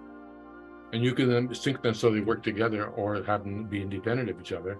So if I put any sound in it, which can be a whole stereo recording, if I move the pitch slider up, the whole sound goes up as much as an octave higher or an octave lower. So there are different ways to do that. Yeah, because they glide so far up the spectrum of frequency. Yeah, you can go outside the hearable range, which I like to do. I like that. Yeah. Do you mix and master your music? So curious to ask you this. You do? I have friends of mine that say, Iasos, you got to go to professional mastering and mastering music. I would never, ever do that. I would never do that. Why? Because when they master it, they modify the music to be what they think it should sound like, instead of making it the way I think it should sound like. I would never do that. The music would then have their vibe instead of my vibe, because it's manifested according to what they think it should sound like. I would never do that. I would never do that. That's like having sex with someone that you think is ugly. I would never do that. I would only want to do it the way I'd want to do it. So I'd never do that. But nowadays, there are a lot of mastering tools that I have available myself. I told you one of them. If any frequencies stick out, I can automatically drop that frequency. Well, this is a question my friend Christine asked, who's a musician and a an artist, and she said, how does Iasos, if he were to mix and master his own music, how does he rest his ears so that you don't have that ear fatigue happening? You don't play music too loud. Okay. Don't play loud. If you play it loud, then your ears get fatigued, then you have to play it louder. Then your ears get fatigued, then you have to play it even louder. Then your ears get fatigued, then you have to play it even louder. Do not play it loud. Play it at medium, nice level. And that way I don't get fatigued. When you're mixing and mastering, you mean? All the time with our recording. Yeah. Don't play it loud. Got it. And incidentally, I do my mixing with headphones, not with speakers. Okay, got it. Because the intention is to create a 3D hologram in your mind, which you can't get with speakers, no matter how good the speakers are, because each channel goes to both ears, so that blurs the stereo image in your mind. Not stereo, the 3D image in your mind. Whereas with headphones, left channel goes only to the left ear, right channel goes only to the right ear, and that creates a very precise three-dimensional hologram in your mind. So all my music is intended to be experienced that way. The exception being a Bora Bora 2000, which is you just put on music loud and dance, Right. Okay. Wow, great. A record of yours I really like is called Sacred Sonic Tools. And you have fairy laughter on there. So I'm wondering, how did you do that? Did you have to recruit real fairies into the studio to record that laughter? Yeah, many people ask me that question, and nobody believes me. So I don't really like to answer that because it creates a separation because they think I'm lying. Believe me. I recorded fairies, but people don't believe it. So fine, don't believe it. I believe you. Good. Yeah. They're really happy beings. Let me tell you, they're wildly happy. And that's normal for them. They're really, really, really giddy. I have to really put myself up to get on their wavelength. I once had a girlfriend who was assigned a particular fairy to work with her. And because I was close to this girlfriend, I got to know the fairy. Her name was a star timpani, TTTT. And a star presented to me the idea, why don't you do play shops, not like workshops, but play shops with humans and fairies? I said, well, what could we do? And then she gave me some ideas for actual interactive games we could do with the fairies. I said, wow, that's why we could actually do that. And then I thought maybe I could include angels too. Then I thought of games we could do with interactive games with angels as well. So that turned out to be a workshop I do called Interdimensional Games with Fairies and Angels. And first time I did that was Mount Shasta. And that was challenging because in general, the nature spirits, the fairies, are very disgruntled with humans because humans don't appreciate us. A lot of them don't even think we exist. We do so much for them and they don't give us any gratitude at all. So they're not really excited about interacting with humans. But SR was telling them, no, this is going to be different. These are going to be people that are really going to tune into you. They want to tune into you. They know you're real. So come on. So the first time was a challenge, but it worked. And after that first time in Mount Shasta, then became easier to do because then if I do another place like in Brazil, Star Timpani could go there, tell the local Davis, hey, this really works. It's fun. Come on, let's do it. So then I get a bigger out for them. I'm a big admirer of Constance Demby. I don't know. Wonderful. Yeah, I don't know if you knew her and if there's any memories or stories you have about her. Oh, yeah, I love her. I love Connie. She and I have fun together. Her biggest skill is being a comedian. She's hysterically funny. She's much funnier. Everyone knows her as a musician, right? Doing slasher music, which is, great. But as a comedian, she's hysterical. Once she and I were on an airplane to go to Minnesota to perform for some American Holistic Nurses Association, where she performed one night and I performed another night. We both did our thing. Then on the way back, we were at the airport getting ready to go to the airport, ready to go back. And we were sitting, and I gave her the impression that we were supposed to get in one particular airplane, and then they were boarding that airplane. And I knew it wasn't the right airplane for us. But they were boarding. I said, you can go ahead, Connie. I'm going to go to the bathroom and join you later. So she went on that airplane, and oh my gosh, she went there. And then I saw them pulling the gate away. I said, don't pull the gate away. There's someone on their plane. Shouldn't be on that gate. Don't pull the gate away. There's someone not supposed to be there. So they put it back. And eventually she came out. She was so angry at me. She's hitting me on the head with her bag. It was really funny. So she and I have a lot. But I love Connie. I'm sorry she's gone, but we had a lot of fun together. Yeah, it sounds like a We joke around a lot. yeah, a very fun friendship you had I'm with telling her. you, she is a genius comedian. She was hysterically. Wow. I respect her as a comedian much more than I respect her as a musician, even though I have a lot of respect for her as a musician. Yeah. Hmm. See, I didn't know she was a comedian. No, she never did it Lovely. professionally, but she could Yeah. do it if she wanted to. Yeah, naturally funny. Yeah. Yeah, and incredibly funny. Wow, amazing. Yeah, and that space bass, right? That she would build some instruments. Yeah, I used to tease her about it. I'd call it a snowplow. Joke around about it. Your snow. Wow. Yeah. We had a lot of Wow. fun together. Amazing. Yeah. Um, so I have a big question. I realize this may be a huge question to ask, but I'm Go for it. wondering, Go for it. wondering, Iasos, is something dreaming us, or why are we here on Earth? God got lonely. He wanted to have other beings. So God created many of us. Each of us is a holographic projection of God. Each of us is a self-aware thought form swimming in an infinite ocean of self-aware thought forms. And we're here just to experience and to eventually get so much experience that we eventually merge back to the source that we came from originally. So to you, is it like Earth is like a playground and we get to play and learn and explore and then go back? There are infinite realms to experience in, and each one of these can be thought of as a school or can be thought of as a playground. But no matter what happens, you get experience. And so no matter what happens, you learn from the experience. So you can think of it as a playground or a school. You can think of it however you like, but it's just a place to get experience. And a lot of light workers came to Earth to help raise the vibration of Earth because it's in such a dark, low frequency. So people like you and I came here. We parachuted into this dense dimension to help raise the vibration, not only by what we do, but simply by radiating who we are. If you can walk into a room without doing or saying anything, what you radiate affects everybody else. It helps raise their vibration. Yeah.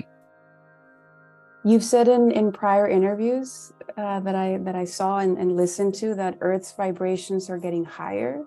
Yes. And partly because Earth, the planet, or the galaxy is cruising through parts of the universe that are higher particled in vibration. How do you know that? And can you say more? Yeah. Well, I get information from a lot of different sources. Some of them are telling me that as our solar system revolves around the galaxy, certain parts of it have high concentrations of high frequency energy. Right now, we're passing through a high concentration of high frequency energy, which is helping raise the vibration of our planet. But besides that, Gaia, the female consciousness of our planet, is also raising the vibration of the planet as well. Besides that, there are many higher dimensional light beings that are intentionally radiating high frequency light and love to our planet to help raise the vibration also. So we're getting it from all angles. We're getting it from our solar system, our local star cluster of about 53 stars, including our sun. It's passing through a part of the galaxy that has high concentrations of high frequency particles, which is raising the vibration of it. And Gaia herself is raising. Gaia is basically in fourth dimension, is waiting for us humans to catch up, but she's not waiting for us. She's going up. She's at fourth dimension, waiting for us to get up there, and then fifth, etc. And also, there are a lot of higher dimensional beings and angels, but a lot of them are human type beings that are intentionally radiating a lot of light to Earth to help raise its vibration. So we're getting it blasted from all over the place. People whose energy field is harmonious, coherent, are getting blissed out from it. People whose energy fields are scattered and negative and discordant are getting more negative. So the positive are getting more positive, the negative are getting more negative. So you think as a whole, as a planet, we are soon to do better, or we are already doing better? Yeah, we are already doing better, and we're getting better and better and better. And soon it'll be a golden age. Right now, Mm. the earth is detoxing. Right now, there are teams of militaries from around the world that are arresting many corrupt, evil people that have done horrible things to humans.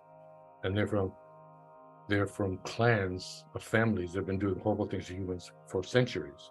And right now, there are teams of militaries working as a team around the world that are arresting them, taking them to tribunals, and some of them are getting life in prison, some of them being executed. So this is detoxing. We're getting rid of the bad stuff. And when a body's detoxing, it doesn't feel good when your body's detoxing, but afterwards it feels wonderful because you got rid of all the garbage. So right now, Earth is detoxing. When that's all done, then we're going to feel great. Right. You don't need to wait to feel great. You can feel great now if you want. Jump the gun. Yeah. So there's a record out in an offering by Carlos Nino and Fote, and in there's a track where you speak about the eternal now. So I'm wondering that we exist now and we always have, so we can relax. Can you say more about the eternal now? Yeah. Time is the result of our consciousness creating the illusion of a sequence of events, but it doesn't really exist because all those sequences are happening simultaneously. And I can give you a metaphor to explain this. In the old-fashioned movies, they had a roll of film going through a film projector, right? And each frame was one picture, and movies would go through 24 pictures a second. So you had a sense of moving time, right? So when you're looking at the movie screen, you have the flow of time. But if the projectionist takes out that whole roll of film, puts it on the floor, you can see all those frames at the same time. It's all happening at the same time. Now you can play them one at a time so you get the illusion of time, but it's all right there simultaneously. Right. Right now, our consciousness is flashing on and off. It's trillions and trillions and trillions of times every second, so it seems smooth. But if you can see them on a time, we get but it seems smooth. So time is a subjective experience created by your consciousness. When you go up to higher enough levels of consciousness, it's all now. It's all happening now. Now, in terms of you, the fact that you exist now automatically means that you've always existed and you always will. You are truly eternal. Now, your body's not eternal, but you are eternal. Your self-awareness is eternal. It's not going to stop. You can die hundreds of times. So what? You're still there. You're still there. You're eternal. There's an exception to that. Some people that are so evil that God decides this soul is not recoverable. I'm just going to delete it and start over again with another soul. It's called a second death. That's very rare, but it does happen. People like Hitler might have done it. Genghis Khan. People that are just super negative cause a lot of damage, and you try to reclaim them, bring them back up into the light and love. But if they just aren't able to do that, that's called a second death. It's then decides to basically reset them. Basically, everything's erased, start over again as a new soul. So that's very rare. But except for those are very rare things, almost everybody is here forever. Here forever. So might as well enjoy the ride because they ain't gonna stop. Once I was interviewed, someone asked me, "Are you afraid of death?" And my answer was both yes and no. Let me explain. Physical bodies are programmed to stay alive no matter what. So my physical body conscience is absolutely terrified of death. On the other hand, my soul knows that my consciousness goes on forever. So my soul isn't afraid of death at all. It's just another passing, another transition that goes on forever. Nothing ever stops. So my body conscious is absolutely terrified of death, and my soul conscious is no problem at all. And so they're both real, and they coexist just very happily together. There's no dissonance between those two. No. Yeah. So the eternal now includes the past, the present, and the future all in one? If you knew how infinite everything was, it's mind-boggling. It's infinite time going all the way back. It's infinite future going all into the future. There are infinite dimensions, and for each dimension, like the one we're in right now, there are infinite versions of you in this dimension. And so it's so much infinite. And it's, of course, the infinite mind, it's no problem for that because it can handle everything without having to speed or race because it's infinite. It's aware of everything simultaneously. What do you think for you? What do you think happens after terrestrial death?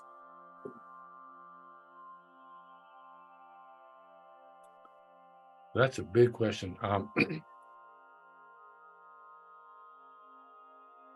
A lot of it depends on the person. You end up,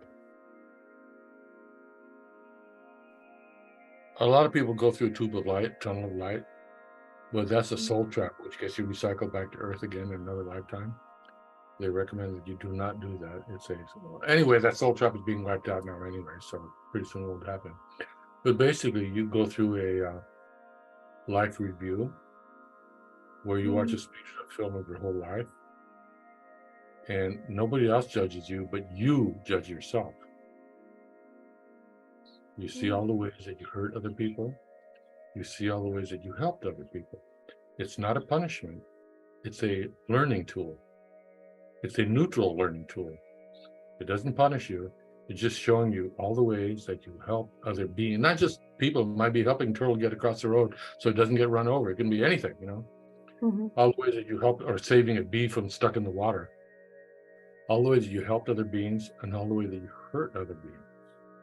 And you learn from that, because when you do that, you experience it from their point of view, not your point of view. If I punch someone in the face, bam, then I get to experience what it felt like for the person to be punched in the face by me. It's a great learning tool. And again, it's not a punishment. It's a learning tool because it's for positive stuff. It's all good stuff. If you made someone else feel wonderful, then you get to experiencing them feeling wonderful because of what you did for them. It's just a neutral learning tool. And by that, you gain great wisdom. And by that, you plan what you want to do in your next lifetime to create a more balanced soul awareness. And then you can decide where you want to go next lifetime. It doesn't have to be Earth. You can pretty much go wherever you want. Earth is not a punishment that you have to go there. We're sending you to go to Earth. No, anything but Earth, not there. You know, it's a learning tool. However, on Earth is a accelerated learning place. Things are so extreme here that people evolve in a short time on Earth, like they would take a long time on higher dimensions because there's so much learning that happens here. So it's accelerated spiritual evolution by being here, and only the most courageous souls choose to be here. It's never being forced, it's always a choice. But there are wonderful places in the universe. So for example, when you die, you might decide to go to a recreational planet where you can just have a wonderful existence for a whole lifetime, where you just play. Beautiful parks, you know, just play for the whole lifetime. If you were a slave in one lifetime, you might have another lifetime where your money's taken care of. You never have to work, you just play, you know, just to balance the account. If you murdered someone in one lifetime, in another lifetime, either you might be murdered or you might help someone, prevent someone from murdering someone. You know, there are many ways to balance that account. Many different ways of doing it. So the possibilities are quite infinite, but a big part of it initially is you review your own life like a speeded up film, and you judge yourself. Nobody else is judging. God is not judging you. You judge yourself. And all things you did right, all things you did wrong, and you learn from it. And then you plan another lifetime based on what you can learn most from that. And also, you are met by people that you know and remember that loved you. So it's always a very warm welcome. If you have people that you're really, if a woman has her husband die and then 10 years later she dies, he might be there waiting for her to love her. You know, her children that may have died in a car accident might be there. Their parents might be there. People that you love will be there to welcome you, to make you feel at home. It's a very loving exchange. Once Ram Dass asked one of his gurus in India, "Tell me about death." He said, death, it's perfectly safe. Yeah. It seems to be that when you die, you're born. Like that is birth, dying. Well, Bashar said something interesting about that. He said it's like waking up from a dream. He says, "Oh, that was just a dream," and then this is the real reality. That was just a dream. Mm-hmm. But no matter what reality you're in, it's like a dream compared to the higher levels of it. Mm-hmm. It's dream within a dream within a dream within a dream within a dream. The higher you go in consciousness, you wake up from the dream of the lower consciousness to the reality of the higher consciousness, and then you wake up from that being a dream to an even higher consciousness. Mm-hmm. Yeah. Just like waking up from a dream. Right. Yeah, and like what you said, that in that we have a choice to either come back to Earth or somewhere else. Wild choices. Wild. Yeah. It's a big universe out there. There are many dimensions, and the frequency you're vibrating at determines just how high dimension you can go. You can't go to a higher dimension than your frequency, but you can go any there or lower. So to you, it's not like a karmic thing that if you did X, Y, and Z here, then you ought to go here because of that. It's more. Karma does not exist as an external force, but it does exist as a self-imposed learning lesson. I'll give you an example. Let's say in the late 1800s, there were cavalrymen that were extremely cruel towards Indians, and they knew they were being cruel towards American Indians. One of those cavalrymen that knew he was being really cruel towards American Indians, after he died and he had his life review, he might have really gotten how cruel he was because he experienced it from the Indians' point of view.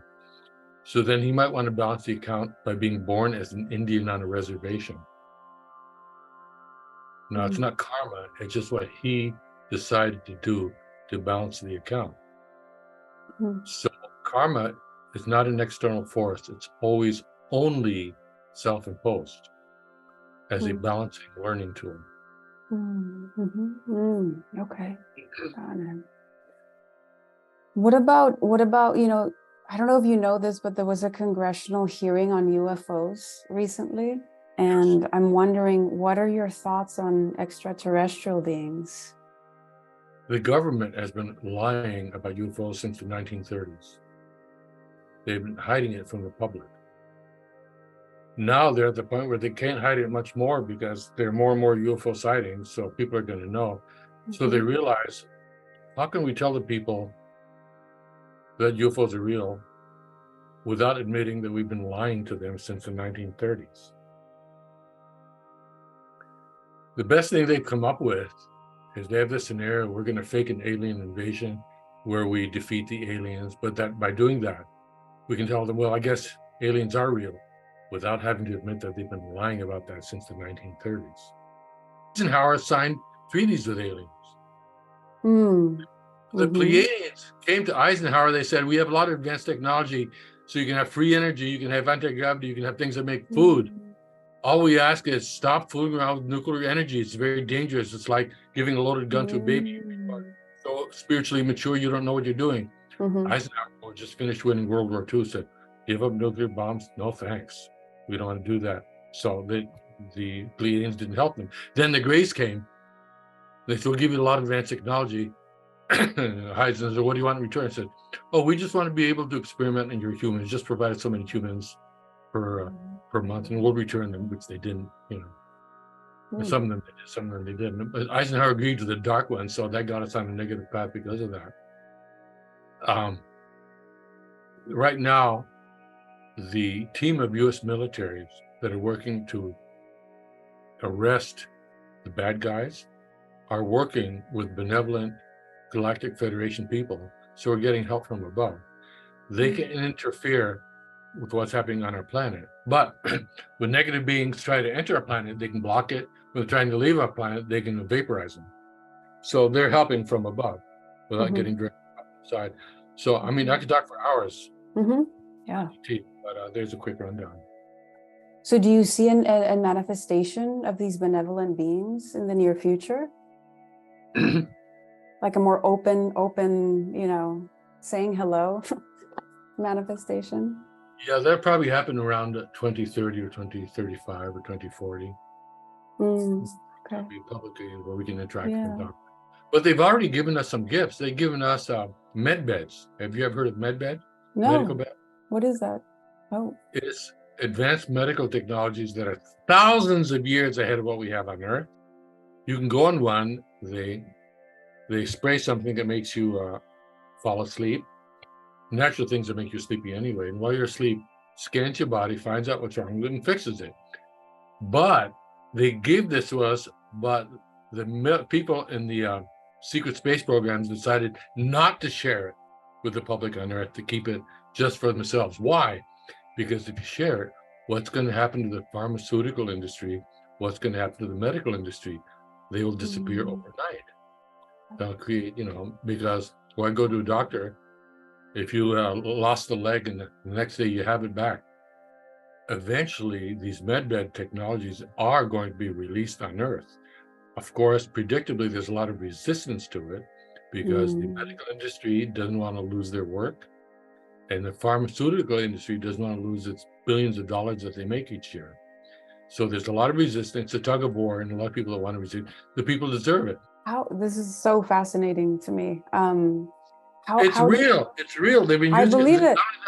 There are different types of med beds which specialize in different things. Some of them are working on holographic technology, which is it scans your body. They all scan your body to see what's wrong with you, what needs fixing, and it can erase memories that were traumatic that you don't want to have if you want to have that. But let's say you're missing let's say you're missing a right ear. Okay, it analyzes your body with a level of detail that's so detailed, that's detailed down to the level of each cell. That's how detailed it is. And it puts that into the computer. So the computer has a replica of your body detailed down to each cell. And it sends that information to a holographic, three-dimensional holographic projector. That holographic projector projects part of your body that needs fixing. If your right ear is missing because you got cut off, it projects your right ear there holographically. That fools your body into thinking that it's still there. Right. When did you say this is going to be available? Anytime between now and 2 years from now. 2 years from now? Wow. That's soon. It might be later this year. Some people are saying after the RV happens. It might be soon, but, everybody's waiting for it, anxious for it, and we certainly can use it. How do you know this to be true? I have many sources of information.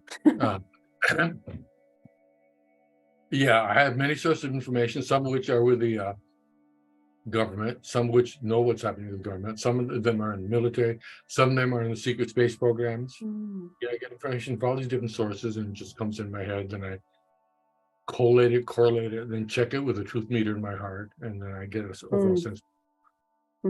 Wow. Thank you for sharing this. I've been dying to ask you this question. You've been living to ask me this question. Yes.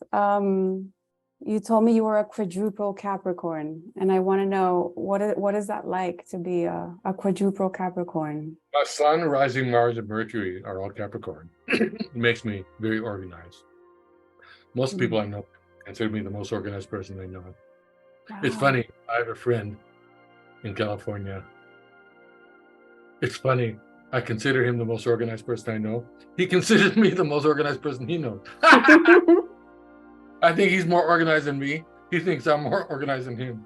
It's kind of funny. Yeah, that's all. It just makes me organized. I wonder, is there anything else that you would like to share in that you haven't shared before in conversations like this before we close? Yeah. Two things. Pay attention to your attention. In other words, of saying that is focus on what you want, don't focus on what you don't want. Because whatever your attention is on determines what you're attracting into your life.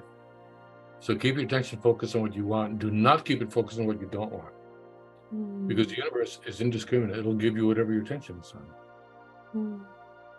So keep your attention focused on what you want. And the other thing related is pay attention to your beliefs. What are you believing? What you're believing is determining what you are attracting into your life. Pay attention to your beliefs. because that's what you're attracting to your life. And thirdly, pay attention to your heart, because that's your higher self talking to you. That's God talking to you. Pay attention to your heart. Use that as your ultimate guide system. Yeah. You know what? I thought I made it in the big time. My girlfriend had an Alexa unit in her home. You know what that is? Those Alexa units. Yeah. And she said, play Iasos music. And to my great amazement, said, here's Iasos music from Amazon. It started playing my music, and it pronounced my name correctly, which is amazing. It didn't even say Iasos or anything. It said Iasos. I figured, now I've made the big time.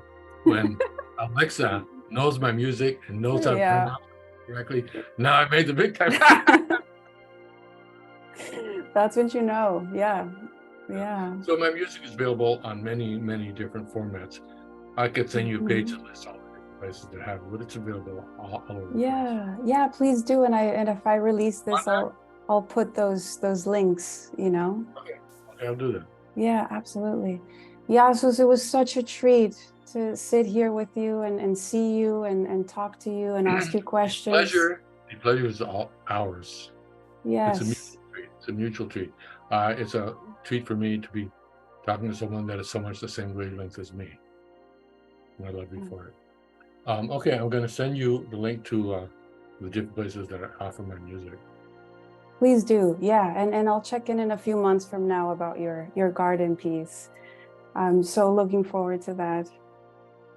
This was so special to me. I almost couldn't sleep last night thinking about it. It's true. I was just so excited to talk to you and to ask you questions. So again, thank you for your kindness and your time and your energy. I so appreciate you, and I look forward to our next conversation. I look forward to it also. I enjoy interacting with you. Likewise. Thank you, Iasos. Have a wonderful everything. Thank you. Thank you. You too. Bye-bye. Okay, bye-bye.